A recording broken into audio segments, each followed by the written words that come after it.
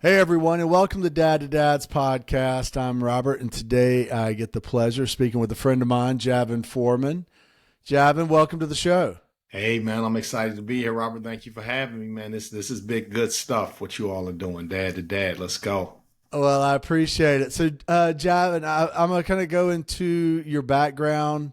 You're currently project man, and correct me if I'm wrong. Currently project manager with Fathers Incorporated, and your past before that, you were program manager, violent prevention, at Chicago Public Schools, Yep. and then case manager with teen parents, uh, with teen fathers. Is that correct? And you were basically, I guess, focused on teen fathers. Yep. Is that Yep. with the Chicago Public Schools as well?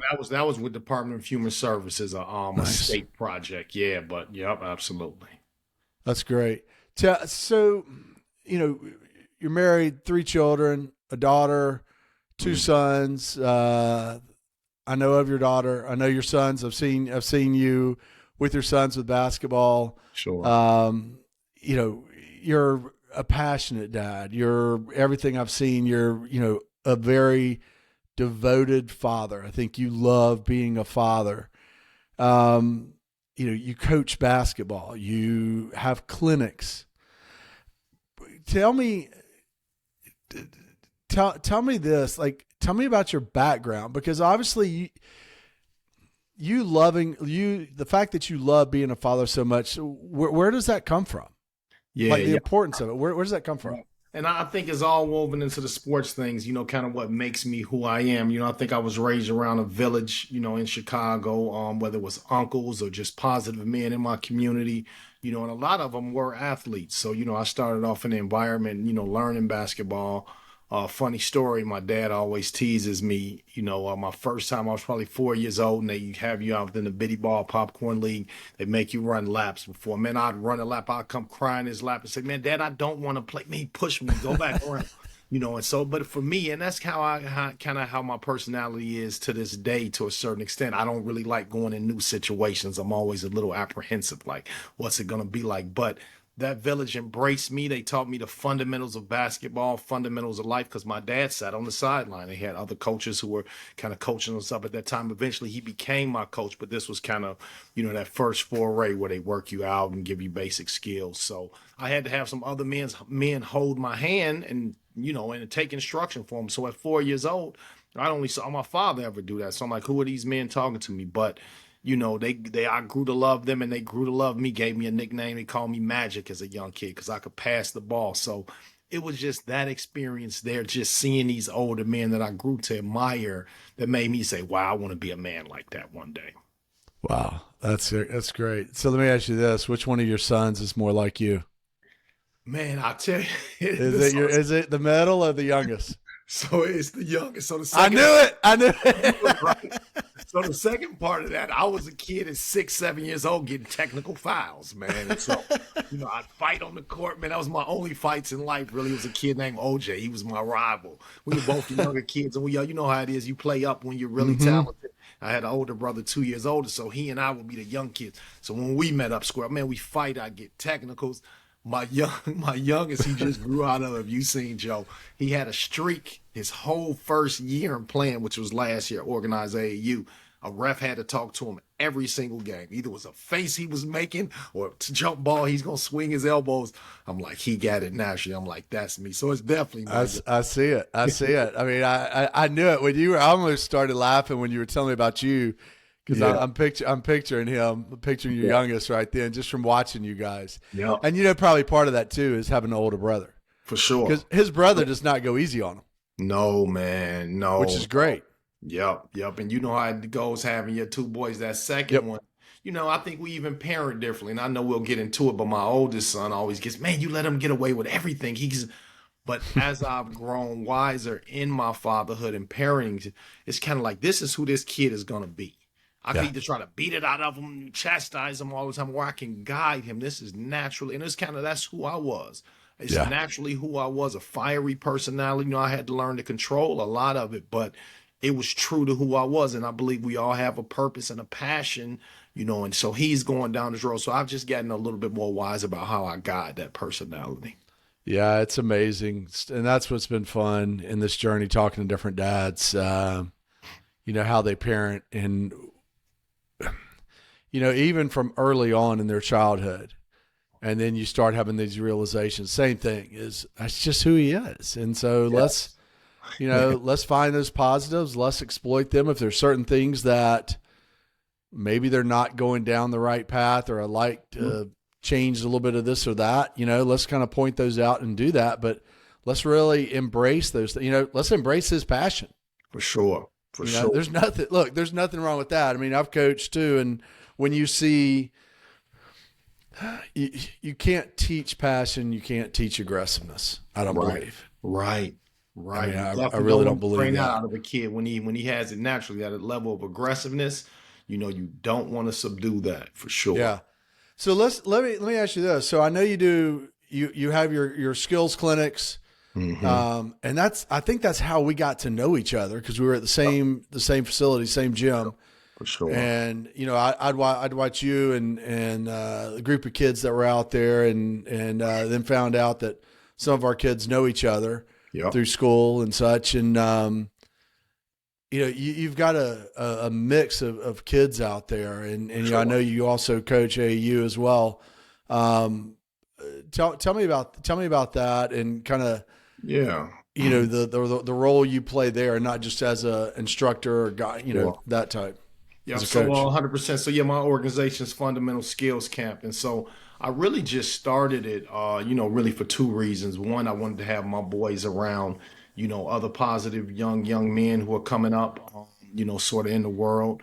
And I believe athletics and sports are a protective factor, So I believe if a young person sees themselves as an athlete, they won't go down this path of just kind of floating. I can remember kids in school who didn't have practice after school, weren't in any kind of clubs, anything like that. They were kids who were just floating, and they'd get into things, And so that's for me. I wanted my children to see themselves that way. But I also believe you can teach so many life lessons through sports. So that's kind of the lens I've looked at. If anything happens beyond that college scholarship, whatever it might be, that'd be awesome. But and then I also feel like it's a way for me to sort of give back, to the community the same way these guys I talked about when we first started gave to me, teaching them the fundamentals of basketball. Basketball will teach you how to take care of your body for the rest of your life. You'll make friends, you can explore and see the world, so there's so many things. And then you can also tell, you appreciate this, Robert, you can tell how a guy lives his life by the way he plays basketball. If he's selfish, he shoots the ball all the time, he doesn't care, he's a selfish guy. If he's the kind of guy that likes to share, gets his teammates, encourages, or just somebody who likes to have fun, doesn't care what the outcome is. It's a kid on my AAU team that drove me crazy when my father told me, but my dad asked him, man, he's like, you guys had a good game today. You guys beat that team by 20. He's like, man, I don't really care whether we win or lose, man. I just like to play. And in my mind, I'm like, whoa, I care. But, at the same time, that third, fourth grader. So he has the right attitude when I stopped and thought about it, So that's what it's just extending this joy on something I know will teach them some life lessons and really get them ready for whatever life throws at them. That's great. That's great. No, and I appreciate all you're doing. And I know, probably for some of those kids, I mean, look, kids today, they need positive male role models. They do. Sure. I feel like there's been a long stretch where it's kind of been lacking a little bit in that department. I think it's partly why we are where we are right now. I feel like there is sort of a upswelling of that where some men are starting to become even more involved. I know you're very involved, and I imagine you serve that same. You serve as a very positive male role model in a lot of kids' lives. That either maybe don't have a father that's actively involved in their life, or whatever it may be, or maybe don't share the same interests. But I think you said it earlier with takes a village. It does. And it takes more than just a dad. Yep. I mean, it takes all of us. Now, I agree with you with sports. I think, coaches have such a profound impact on kids, and whether that's male or females. I mean, I can only speak from a male, being a guy and also having two boys. Mm-hmm. But, I can only give that perspective, but man, they do. I mean, you learn a lot of life lessons. You learn about hard work. You learn about dedication, all of that. Yeah. I totally agree with you on Yeah. that. Yeah. Javin, we struck up this conversation originally at the gym, and I think your kids were playing on one goal, mine were on another. Mm-hmm. You were over there, I think, getting a break and a much needed break. And talking about a incident that had happened here. We're both in Atlanta. Mm-hmm. That had happened here in Atlanta. Where some young kids had shot some other kids, and unfortunately, a couple of them had died. And it's just like,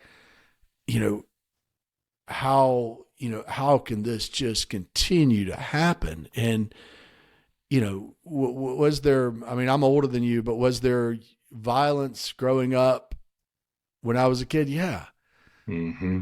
But not at the rate Right. that there is now. And people can say, oh, it's because of the internet. Now we know about it. No, that's not it. That's not it. I'm curious as to your thoughts kind of around the increase in youth violence and, what you attribute this to.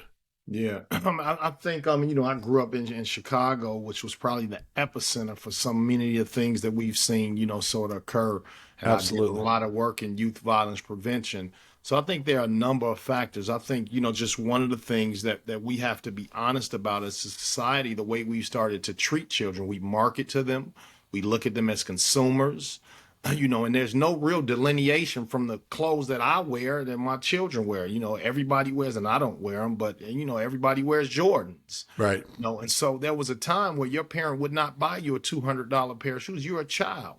Wouldn't buy you a Mercedes at 16, 17 years old. That wasn't an aspiration for you to have. So I think this is kind of what comes with the territory when you begin to make children materialistic at an early age, to see themselves a certain way. And they're dealing with adolescent brain development at the same time, emotional regulation, learning to regulate their emotions. I mean, there are factors out there that really show you when a father is not present. That's one of the things. Boys are less, or children in general are less able to regulate their emotions, So you can imagine what kind of world we're creating. And now you add the advent of the internet, where there's these places in music and culture where they can get this messaging. So like you said, those are their role models in many cases. You look at the John Morant case, the thing that's happening with John Morant.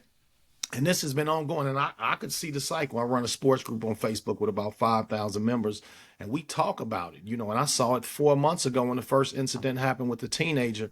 And what people don't understand is the pull of media and the internet. I had a kid, in fact, I did work at the Fulton County Juvenile Courthouse as a case manager there as well. And I remember it was a kid I worked with. These were all kids that were on probation, young men. He was probably 16 at the time, on probation. And one of the other kids are learning. He said, "Man, look, Mr. J, look at his video right here that he put up. He had a gun in the video. He's rapping. He's on probation." And I said to him once he came in office, I said, "Man, what are you thinking? Look at this." Hung his head, and he said, "Man, Mr. J," he's like, "I'll be honest, man. I just can't. I'm trying to be a rapper." He's like, "I just can't be seen as one of these cap rappers," which is a guy that lies about what he does, right? So I think we've seen a proliferation. In music now. There was a time coming up where you might rap about this stuff like an actor might. You might talk about these. This isn't a fantasy for you, but now they're like, prove it. I want to see the video where you actually did that. And so a guy goes to jail and comes out of jail. Now, he gains 300,000-400,000 fans, releases an album. So it's rewarded in society, so it's kind of like who's in control. I think we all see these things happening, but nobody is stopping because everybody's busy. They have their own things going. Nobody's stopping and say, pump the brakes on this. So I think all of these factors have kind of come together in the last couple of years, just to deliver us something that we're going to have to make a decision about who we want to be as a society. So great point. So what do you do? So like with your kids, Yeah. like how do you I'm gonna kind of jump ahead. How do you combat that? Sure. So I think in my personal case, you cannot hide these things from your children, you know. So it's no use in trying to say, hey, you can't listen to these types of lyrics. But what I do is I explain to them, you know, this is the reality. But what they're not telling you is when you go to jail for, you know, when you go to jail for 18 months or 24 months, what it really looks like. They try to Right. glorify. This is the reality behind it. You know, this is what happens. You know, this is the results of these things, and just have a real conversation with them, meet it head on. But then again, it's the protective factor where they see themselves as athletes. You know, and now, so it's so sad to see this Ja Morant thing sort of blur the line. Athletes were always looked at differently. And I think Right. the real danger of this Ja Morant thing, and we talked about it in my group, is one thing we've never seen is athletes be targeted. They're kind of a protected class in a sense in society, right? Right. You know, guys who are gang involved don't really target athletes. It would happen every now and then. We had some incidents with Antoine Walker and a guy, Hmm. Bobby Simmons in Chicago, where they were carjacked and things. They were set up to be robbed. But that was a crew who really was just only targeting them, but they wouldn't, you know, target them like the incidents you talked about here in Atlanta. Oftentimes, this violence, interpersonal violence between these young people, take place just because you're 14 and I'm 14. You Right. look like me, and oftentimes it's anger that they're dealing with. I don't feel good about myself as a 14-year-old. So I think because of my experience, I'm able to answer these questions and have these kind of then pick their brain. What are you thinking? What are you hearing? What are you seeing? What does that lyric really mean? So we can't protect it from, you know, we can't protect them from this music and the culture, but we can have conversations and just be honest with them. Do you see with a lot of these kids that you help and have assisted in the past that there is a father or a male, strong male influence in their background, or is that lacking? You know what I really see, and I'll tell you, and that comes from work at Fathers Incorporated. But of course, in the work I was doing initially, the violence prevention part, oftentimes I wouldn't see the dad, right? There may Yeah. be an uncle. There would certainly be some type of man connected to them, but it may not be the kind of man who you would necessarily, quote unquote, you know, think this is the best role model. I'll give you an example. When I was a case manager at Department of Human Services, I remember doing an exercise with the guys, something really simple on budgeting. You know, I wanted them to understand this is how a budget works. So if you rent an apartment once, and I wanted them to have vision for their lives. So I remember I said, okay, I want you going, you guys come in the classroom. Everybody, I gave everybody a newspaper. You go through the newspaper, find an apartment that's for renting the neighborhood you won't want to live in. They found it, they wrote it down.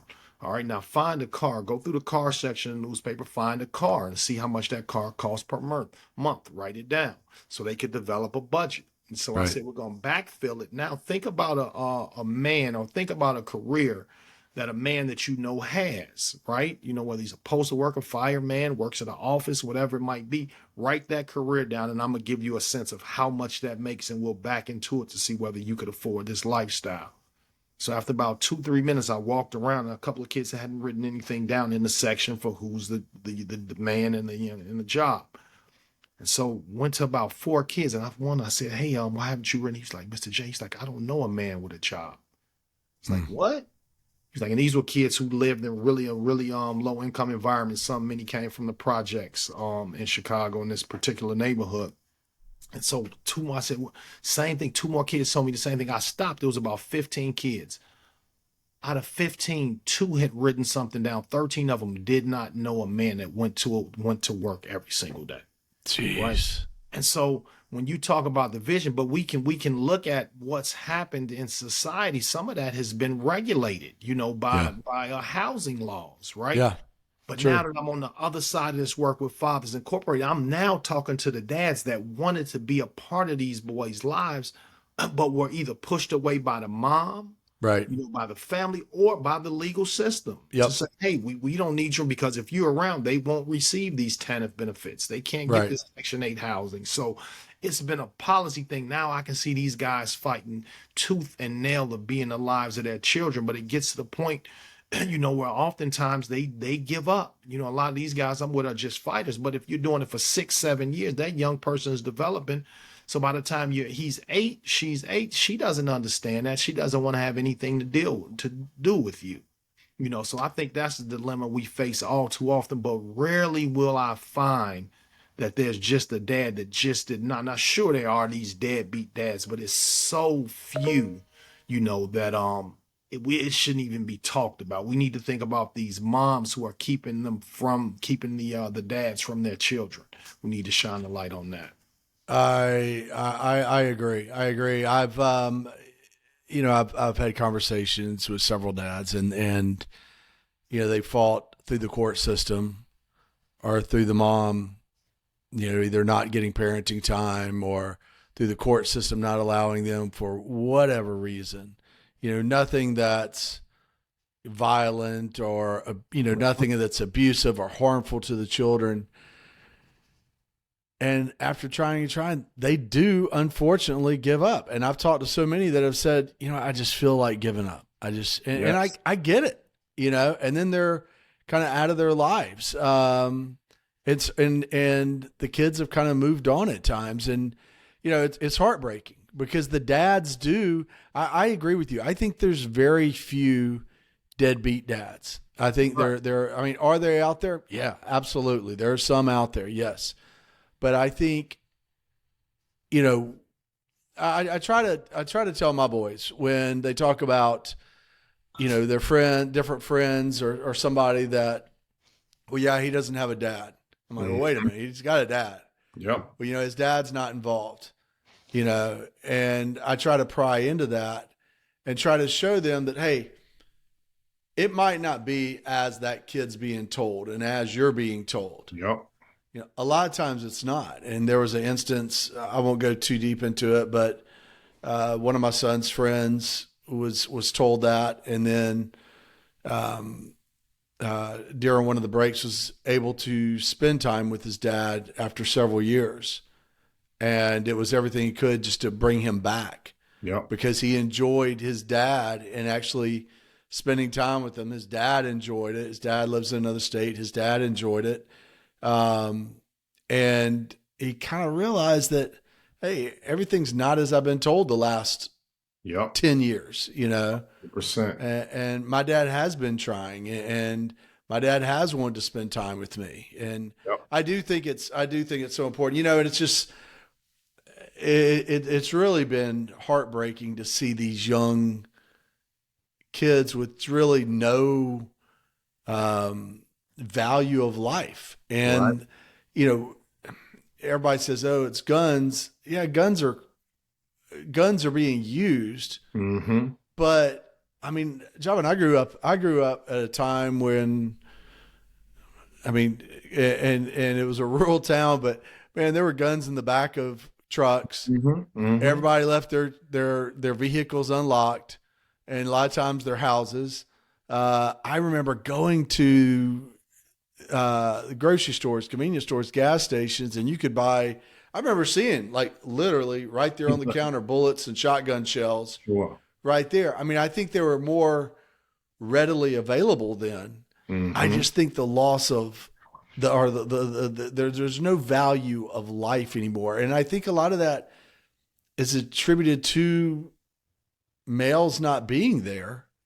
Sure. And a lot of times no fault of their own, and a dad to kind of guide them early on, but also to slap them across the back of their head or whatever it needs, right. With little things, like, son, what were you thinking? 100%. I think kids miss that. And they recognize it. I'll tell you, I used to ask, some of the guys I worked with, in the Teen Fathers program, what do you think your life would have been like had your dad been there? He's been maybe 16, 17. And they would all say, man, or even at juvenile courthouse, man, I probably would not have gotten into this trouble. My dad probably would not have let me go down this road. So they recognize, what our roles are. I just think society is not valuing the role of fathers, we're just not. And that's why I think I'm so excited about what you're doing with the podcast, because if we don't do it for ourselves, who's going to do it? Right. And so I think and that's why with the project at Fathers Incorporated, we call it Fatherhood is Brotherhood.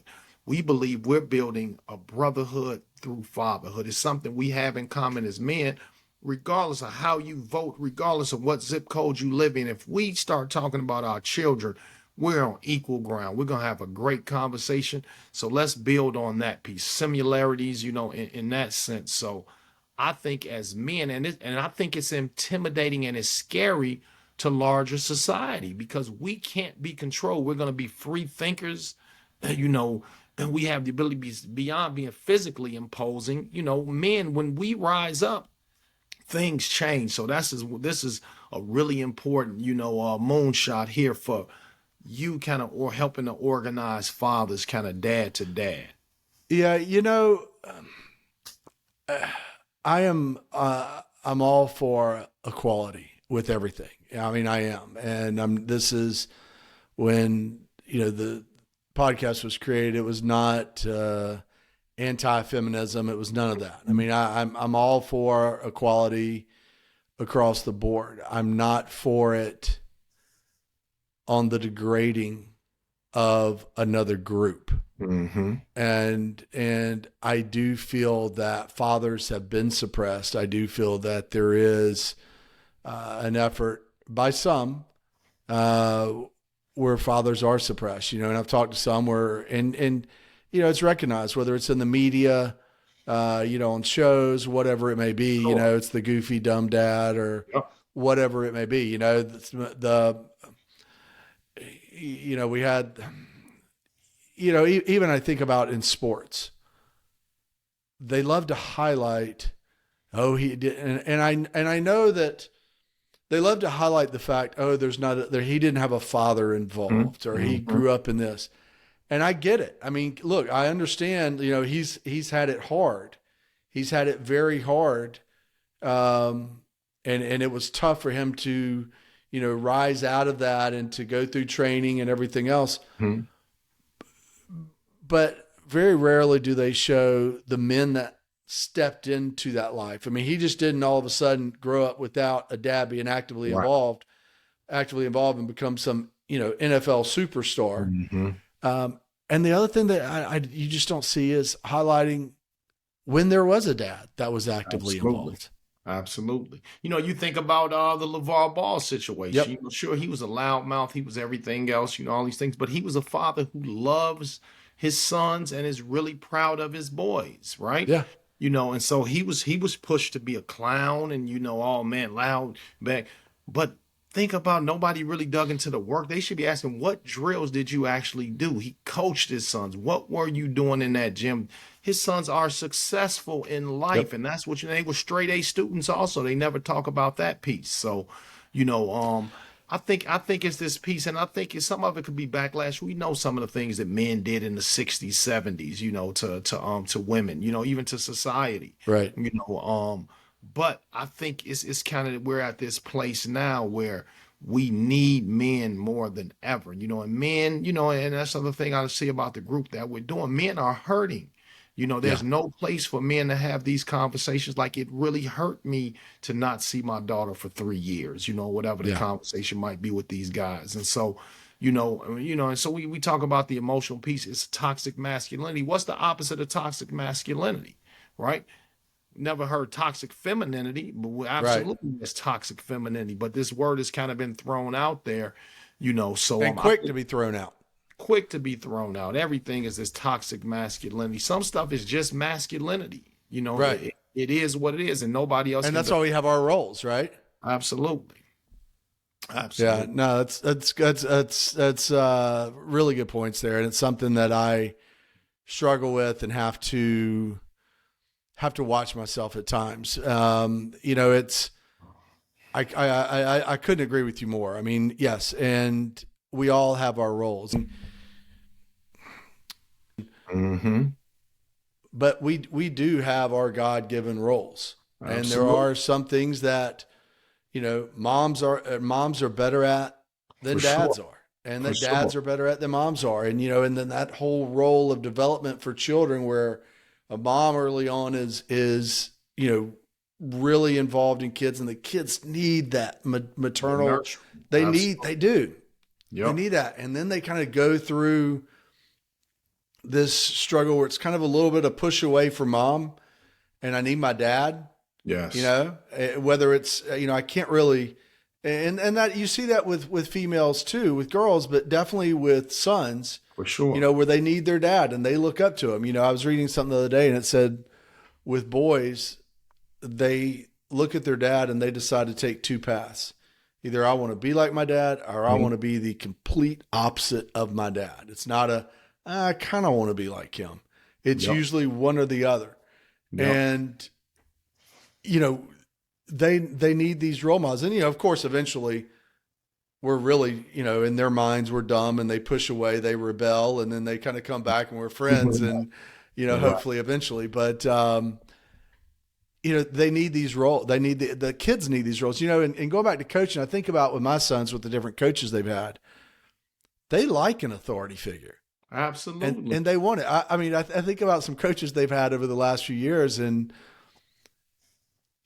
some of the hardest coaches they've had, they've loved. And the ones that, either don't care or they're soft, they let kids get away with stuff, they'll tell me, Dad, he's so soft. Oh, he's not a good coach. Yes. Well, why? And it Yeah. will be usually because he's soft. He's not demanding. And kids Absolutely. want that. Absolutely. And I mean, we can even look at it, and it's innately, internally, we know as men, you're only as strong as your level of discipline, and so that's really Right. what that is, I mean, even when you look at scriptures, spare the rod, and that sort of thing. But it is discipline, and that's how we are as men. You can see how puppies are raised, how puppies are disciplined by whether it's their mom or their dad. I mean, we're animals at the end of the day. You can even look at physiologically how women are built, to breastfeed and that sort of thing. That's the nurturing part, but I think so many things in society are looked at from this lens of men, where it gets to the place where men and women in their own households are competing with each other. You feel like you're in a competition, with your mate, who can be the better man, Yeah. instead of us coming together and playing our roles, and how can we complement each other, and you, even in a larger society, we don't see that. And how can men and women complement each other in terms of parenting? Hey, if she's better at balancing the books or making the money, that's fine. If I'm better at cooking, that's fine. Let's just be teammates. It doesn't have to be this traditional thing necessarily, but do we want the same thing? So I mean, it's a That's question. so, yeah, that's a great point there, Java. That's a Yeah, great point. And I do think that too many times it does become a competition. I think, and absolutely. even with who I've seen this, even with who the kids might gravitate towards, Absolutely. and one parent being jealous over that. And it doesn't mean, oh, that parent's a better parent than you. It Right. could be that during this phase of their life, the children are closer to that parent, Yep. Yep. or maybe they are, maybe that parent is more nurturing. Okay. But that doesn't mean you're worthless. But I Absolutely. do see that where there is a lot of, Yeah. where, there are cases of the competition, unfortunately, competition within the marriages. Yeah. And Um, I'll take it a step further, even raising a daughter and sons, right? And I had to have this conversation with my daughter, with my daughter being the oldest. And mhm. I'm very open. I think parenting a girl can be really, really tough, for a dad, I can't imagine. More Oh power to man, you. and I think it's how you grew up. I didn't grow up with any sisters. I had plenty of female cousins and that sort of thing. Yeah. Made a lot of mistakes as a young man, and in my relationships and things like that. So what my lens is, hey, I'm gonna protect you from all of the foolishness that's out there. So I'm gonna give you the inside scoop on right. guys. That's what was most important to me. I'm preparing you kind of for that piece. But there was a time in my relationship with my daughter and I where I saw us sort of drifting. She gets to Mhm. that right before that preteen thing, door closed all the time. I knew she'd have conversations with her mom, but for me, it's one word, two word answers. When we were super tight when she was younger, because I'm the fun parent, so Right. we were Right. tight, and so I just saw it changing. And so I even put a message up on Facebook. Hey, I need my female friends to give me some ideas. What should I be doing with her? I don't even know what to do. And the thing they told me is you need to ask her. And I did, maybe 3 years ago, I asked her, we had a conversation. I was like, I want you to understand my intentions on what I'd like to do. Now, you see me at the gym all of the time. And my wife even said it to me before, and my mom will get on me about it. I've been in the gym with my oldest son 2 days a week. They know 4:30 to 6 Tuesdays and Fridays. That's why you Right. see consistently since he was 4 years old. He's 11 now. some gym somewhere, right? And so my younger son, he And I laughs. can vouch for that because I've seen Yeah, you there. yeah. I mean, and have rarely I can count the number of my times in the hand on my fingers, the number of times we've missed, maybe four Yeah. times over those 7 years, being out for tournaments or something, not included. And my youngest son didn't really get on board at first. He wasn't sure he wanted to play like that. Then eventually he came around. So long story short, I saw myself spending a lot of time with my boys, and people would even say in your Instagram, man, don't you ever put your daughter up? To answer you all's question, she doesn't want me to put her up much. She'll give me permission every now and then. I can put her on my Facebook or Instagram. They don't have a choice, But I had to tell her one time in one of our conversations with my wife had told me, like, hey, I think Jace is feeling some kind of way that you spend so much time with the boys and not with her. And I'd invite her to workouts, which is stupid. She didn't want to come to workouts. Hey, can you Yeah. film or can I do? She didn't want to do any of that stuff. She's a genius level bookworm, but smart and athletic too. She's just getting her stuff as we talked about. Yeah. But I told her, I was like, I just know their stage. They really, really need me right now. Like, this is the Mhm. formidable time where I have to put all of this into them right now, not just from an athletic standpoint, but from a formation standpoint of who they're going to be. I know how critical it is in a boy's life at this age. I have to set their foundation. And I hope I won't be too late when I'm able to come out of this. Hopefully, in the next 2, 3 years, I can turn them over to another trainer, another coach. I'll still sort of be involved, but I'm sure. But one thing about doing this work, doing the community development work, and even I was a case manager for these teenagers before I had children, so Mhm. I was able to see things from a different lens. Their parents, I'm not. These young guys, 17, 16, 18 years old, and they're trying to figure it out. But it let me at least see things in the community work I do.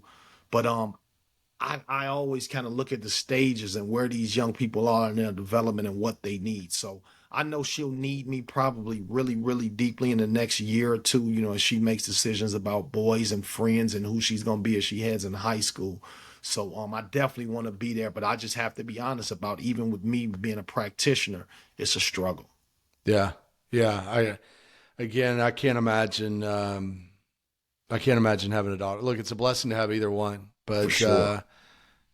I can't imagine. But do you spend like do you kind of section off time where you have it just you and her at Yeah. times? Yeah, so when she, It's good. as she's come up, so I do the daddy daughter dates and things like Yeah. that. But as they become teenagers, they're so independent. Being with their friends is probably the most valuable thing. One thing I Yep. did do in the last month, I developed our own handshake. So, she'll come in the house That's and cool. sometimes you won't even know she's in the house. She's gonna close her door, whether she's studying, very self-motivated, self-driven.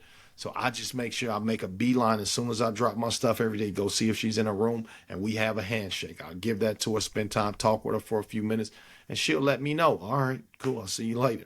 But and so I just see our relationship, deepening just sort of organically. That's great. That's great. So, we've kind of talked about the challenges facing kids. So what other challenges do you see facing dads? We talked about the being undervalued. What Sure. other challenge do you see dads are faced with today?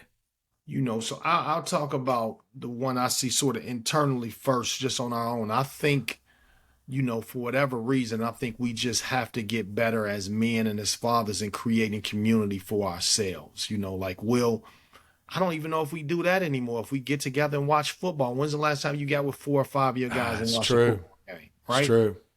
We do that before. Now I might talk to my friend or text them, hey, are you watching the such and such game? But us getting together because I'm trying to work at the same time, or I'm trying to, Yep. I'm spending so much time with the boys, whatever it is, trying to spend time with my wife, whatever it might be. I think we're so compressed that we don't understand that brotherhood piece is critical and it's essential to who we are. One thing that I saw, and and even our alone and our thought time, and I think there's a physiological thing they say when men need to spend a certain amount of time by themselves. That's why you see the man cave. Our testosterone levels boost back up when we're by ourselves. So we do need time to be away from everything else. But I think we've gotten so locked in that we don't give ourselves the opportunity, for the brotherhood piece to express ourselves. And it's funny with the Fathers Incorporated work. we do. So legitimation is this huge issue, which we might be able Mm-hmm. to touch on if we have time. But there'll be guys who have the same issue that are in the same friendship group that never discuss it. We'll talk about who's the GOAT, LeBron or Jordan, but won't say, hey, I'm struggling with parenting my teen daughter, man. Yeah. He Yeah. might have the answer for you. So, I think it's things like that. Creating community is just like the biggest one that we have to figure out for ourselves. None of this blaming anybody else. If we figure that piece out, we can work on the rest of these things. I agree. I agree. And I think underlying dads want to. Yep. Dads want to talk about it. They want to with each other. It's it's I think about not too long ago, I was at one of the kids' practice and I walked up and his dad, I didn't even know, introduced myself. He's like, what does your kid play? What position? And, we're doing that simple talk. And then we start getting into being a dad. Yep. And, and that leads to like a 20-minute conversation of the different challenges of, whether it's school, whether it's the kids at school, things they're facing. And, we walked away from there pretty good friends now. Seriously. And, you have this bond. Dads want to do that. They want to, they want to talk about it. Yep. No, that's good. Let me, I want to retouch on something. We had brought it up in the past conversations, but you said we're animals, and we are. And I think kids forget about that also. We all had to learn not to hit, not to bite, not to pull hair, not to push down. I mean, we are animals, and I see that when my kids will talk about somebody's behavior, especially when they were a little bit younger, and, they would talk about the kid being a bad kid or whatever. And I'm like, I don't know if the kid's really that bad. Right. Let's talk about the home. Let's talk about, the parenting or the lack of parenting that's there. Because the kid wasn't taught. And I think that again goes to, I think we're seeing that kind of now going into these kids with the violence, the more violence we're seeing, the extreme of the violence that we're seeing now. It's just not taught. Yeah, no, we're products of our environment without question. Like I can even think back to, and you even think back to, years and years ago, I was partially raised by my grandparents and great aunts. I spent a lot of time at their house. That's where I learned manners. To say please and thank you, to make a plate, wash your hands before you eat, that sort of thing. Now, a lot of times these grandmothers are 42 years old, 43 years old, and so, what are they learning? The discipline, the morals and things like that just aren't being taught, especially in a society where it's do as you please. Who can tell me? Who's going to check me? Who's going to tell me this it's not right, to do this or to speak to someone that way, and so we've really gotten to this place where it's just like every man for himself. It's like the wilderness almost, but A plus B equals C. We just have to be honest and then just decide. But on the flip side of it, there are a lot of, and this is one thing I will tell you, there are a lot of amazing young people that are out here. And what I always have said, they're worth it. They're amazing. I probably have, in my day, and I probably have worked with over 3,000, 4,000 teenagers in my life, and there's probably only 2 or 3 that I came across. I was like, you know what? I wouldn't even waste my time. This kid is heading down that path. There's no turning him back. He's gone so far. And a lot of times it's from that family environment. He's so deep gang involved that it's nothing we can do. He's going to have to get that discipline some other kind of way. But other than that, and so it's just information. That's why I say all that to say. So even if Fathers Incorporated, the curriculum we teach, we talk about system management, emotional regulation, dealing with your significant other. These are things you might take for granted that you heard, from whoever, dad or, mom taught you, but everybody may not have gotten that lesson, so it's putting the information out there. So we have a huge opportunity with social media to put that out there or to put out the next TikTok dance, Rage, or can we mix it in some with this information? I agree. And I think, us as fathers, and any other fathers listening, we have to make a concerted effort to be more involved, not just with ours, but in the community. Again, doesn't matter which zip code you're in. We have to. Yep. We have to become, because there's a lot of forces out there, and one, against fatherhood, but then two, where kids just need it, man. They need it, and you said it, like a 42-year-old grandmother. I mean, that's, come on, really. Yep. And in the home environments, and we need to step up, whether that's coaching, whether it's getting involved in the boys and girls clubs, whatever it may be, getting involved in your church. Kids need role models, good, strong role models, of, like, I know of several men that it's, fantastic people, fantastic morally and everything else, but well, I'm just raising mine. Yep. Yep. And they don't want to do it. And I get it. I mean, I kind of get it, but I think we're at such a point right now where we need it. We need kind of the all hands on deck from dads, For to sure. step up and find a place to serve, Yeah. and raise these kids up. My philosophy on that and doing the work, there's some people, like, I'm really good on the front lines at connecting with young people, right? Yeah. I'm one of those, I could go on the block right now, any block, and I probably could get their respect, gain their trust, have real conversation, with them, and make some stuff happen. There's some who are in the office, sort of planning things out. Some might donate money. It might be somebody who donates food. But I believe if everybody is just kind of bringing their gifts to the table and having these conversations, and wants to put something in the pot, that's how you get the best out of it. And so that's always been, everybody won't be on the front line like me. Like, this is kind of my give back. I always look, I have to be doing something community, oriented. And so fortunately at Fathers Incorporated, I'm able to do it day to day as a living, but I'd be doing it anyway. You would be. I mean, that's you. That is you. Even if you didn't have Fathers Incorporated. We've kind of touched on, one of the things I want to touch on is the most important roles of fathers in today's world. You kind of touched on that. Tell me this. I know we need to start wrapping things up, but your goal as a dad, years from now, I don't want to say it's your funeral, but let's say you're old and your three kids are all talking to each other or talking to their kids. It's all the grandkids around, and they're talking about you.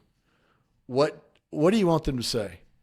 Yeah. So I think the biggest thing, that they be able to see me for who I really was. Like, I'm a big kid at heart, so Yeah, you I are. want them, and I've recorded so many funny videos and just times of us doing stuff on Instagram. I've kind of used it as, and I don't go overboard, but I definitely have some highlight moments. But I tried to really give them a great childhood, because I think I had a great childhood. I don't think my childhood was as much as my parents being involved the way I was. My brother and I laugh like, dude, we were back there doing some crazy stuff. They had no idea. But they gave me the environment to be able to do those things, and the people to be around, But I think I'm very active. I'd hope I'd be in a lot of their memories, their funnest times that they could think of, and just know I supported them from the background and put them in positions like you do. I think like we all do as parents, to win.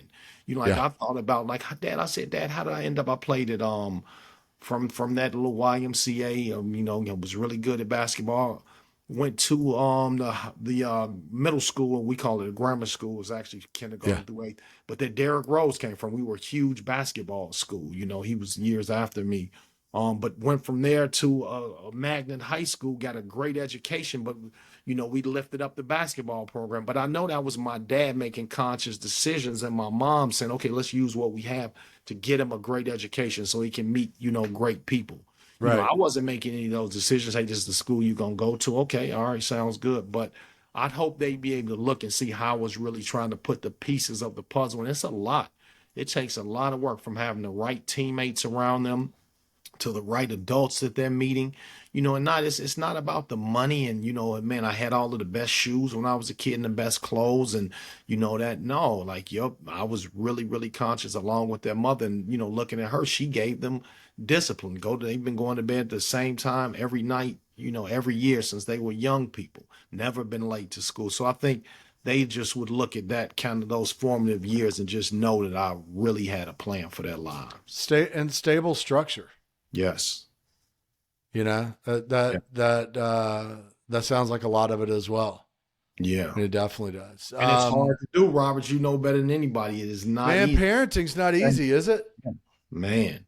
It's involved parenting. It's not easy, and it's always something. And you already have one. You've got some other ones. You got two more, one that will be in middle school next year, and then a couple years after that. It's interesting times, and I think it's just I think we have several more years before us with that as well. But For sure. and it's being so mindful of the conversations and just being there too and listening. And I mean, I can tell them I can do whatever, but it's listening to them. I think letting them know, hey, you're being heard. Yeah. You're being heard. I care. They're going to do what they want to do. Yeah. And I've learned too, you have to watch what you do because, hey, they're your shadows. Man, it's so true. And I'll give you two funny things. So, hey, my boys still think, and I don't know if my daughter does, they still think I'm the strongest man in the world. Like, they really still, despite seeing all these huge bodybuilders. Oh, I can take it. Oh, yeah, he's got all those muscles, but still, they still think that. And I know my daughter does anymore. Both of them still think I can make myself appear and disappear like the upper rooms. Like the boys still believe it. Like, where you come from? Dude, I just did it. Like, use your powers. They call them use your Waterloo powers to dude, I'm not gonna waste my powers on something like that. I do something later for you. Man, up until just about a year ago, my boys thought there was a daddy book. Because I would always say, look, in the daddy book, it doesn't say that. It says this. And they would be like, and finally, they're like, where's this book? And and I'm like, I can't show you. One day when you're a dad, I will give you your own copy. It's just for dads. I love that. And I'll talk about, page 739 in the dad book says, right. And they thought that. Right. All right. So talk about being strongest. Yeah. So my oldest is 8th grade. He's really strong for his age. Mm-hmm. I was trying to keep up or trying to stay ahead of him with squatting. Yeah. And, ended up getting a herniated disc last spring because of it. Keep up. Yeah. And so I said, forget that. I'll forget the squats. I gave that up. I was always faster than them. Okay. And so I knew about a year and a half ago that I knew I was still faster a year and a half ago than my youngest. Yeah. Not by much. Yeah. I knew I probably couldn't beat Max, my oldest. Uh-huh. Well, that was all confirmed that I'm slower than both of them last weekend. We were out of the track.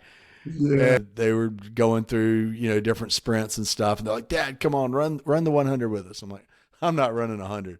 Right. I'll do a 40. Right. And so we start, and I got smoked by both of them. Yes. And then to add to further humiliation was my oldest we backed it up. It was about a 60-yard then. But he gave me about a 7 or 8 yard lead. Gosh. And smoked me. Though, didn't you? And I'm like, I'm done. I'm done. I'm done with this. All right. So yes, I'm passing the torch to both of you.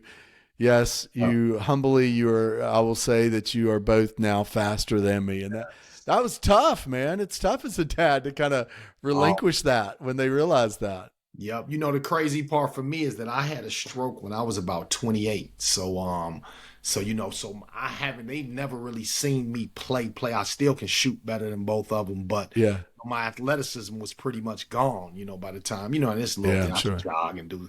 But I think that's the humbling part of this whole thing. But the beautiful part is also to watch them just grow up and mature physically, Yep. man, it's amazing. Like, who are they gonna become? And again, like we first started the conversation with, they all have their own gifts, and so that's sometimes where I sort of question myself. I'm like, man, am I leading these boys down the path training for something that just won't be their thing? Basketball, but I'm like, man, it's the life lessons that come with it more than the Yeah. sport itself. I agree. I think that's a great way to look at it too. I know we need to wrap up, but I've got to ask you, what knowledge can you drop on other dads, future dads out there? What little drops of wisdom do you have? Yeah. Man, you need to get a copy of that dad book from Robert, man, before it fails out. You know, I mean, I think the biggest thing I would say, man, develop your own parenting style. Decide, what kind of father you want to be, and really give it some real thought work. Understand your children are individual. Talk to other dads also, and it doesn't have to be this formal thing. Like, I just observed a lot, and so even when we've talked, I'm taking notes. Okay, all right, so this is what it's like. With not Grady anymore, but Midtown High, and Yeah. just filing those things away. But you have to be humble, not think you know everything. Pick up and just pick up things. Try things on the same way children are try on different styles. And don't beat yourself up if you make mistakes. There have been times I've disciplined my boys and man, beat myself. And then I just come back and apologize. Yep. Man, I'm sorry, man, but this is what I was thinking. Is I'm not perfect, and they appreciate that. And Yeah, they so do. and grow next to them. Continue to do your work while they're doing that work. And one thing I say is model behavior. If you're gonna ask them to do 50 push-ups a night, they should see you doing your work also. Yep. They should see you reading. If you want them to read, I'm pushing my boys to read more now. They see me reading a lot. And so I think those are the things I would say, and just go for it. It's the best thing in the world. And then also be respectful to your partner, your child's mother, whether you all stay together or not. Yep. That's their mother. Never Yep. paint her in a bad light, put her in a compromising position. Have the utmost respect for her. And other than that, man, make them think you're the strongest man in the world till they can find out you are. Oh, that's great, man. That's great. Let me ask you this. Anything you want to promote? So yeah, I'll just tell people, one of the things that I think is happening, particularly, in the black community, two things I probably need to talk about. But the first one is, I think from the sports standpoint, I've talked about my boys. I don't think in these inner city communities of basic skills are being taught in these sports anymore, especially basketball, which was always accessible, and so as I talked about the protective factors, it costs so much to participate in AAU, to do Yeah. these various things. To be good at a sport now costs, that better than anybody. You have to have Yep. trainers and a dad that can spend the time, so it's going to cost on the front end and the back end. But my website, fundamentalskillscamp.com, I do clinics periodically where I give discounts. If it's a single mom or something like that and you just can't afford it, we'll cover the tuition, whatever it takes to be a part of it. But if you do want your son, he's a ball player, or even daughter, to train, you can go in there also. I do my weekly sessions Tuesdays and Fridays in the Dunwoody area. And then secondly, on the Fathers Incorporated side, if there are any dads in Atlanta Metro who have not gone through the legitimation process for their children, just knowing, if you're an unmarried dad in the state of Georgia, you have no rights to your children until you go through this legitimation process. So fatherhoodisbrotherhood.com, we help dads with that for free. We also take you through a curriculum. We build that brotherhood. So those are kind of my two passions right now, youth development, trying to use basketball and sports for that, and then just working on this fatherhood piece, because I believe the fatherhood was fishing upstream. If we can get these dads back in their lives, back in the communities, we'll solve a lot of these other issues we talked about. Couldn't agree more. Javin, brother, thank you, man. I appreciate you being on. And look, again, it's always a joy talking to you. I always enjoy it. And Yeah. I Yeah. appreciate you taking time out of your day. And so Absolutely. thanks for being on. My Definitely. And pleasure. look, Yeah. hey, Yeah. I want to thank you all for listening to Dad's podcast. You can find us on Spotify or Apple Podcast, as well as on YouTube and Instagram. And don't forget to hit the like button so you don't miss any future episodes. And we'll see you all again next week. Javin, thanks again, brother. Yes, sir. Thank you.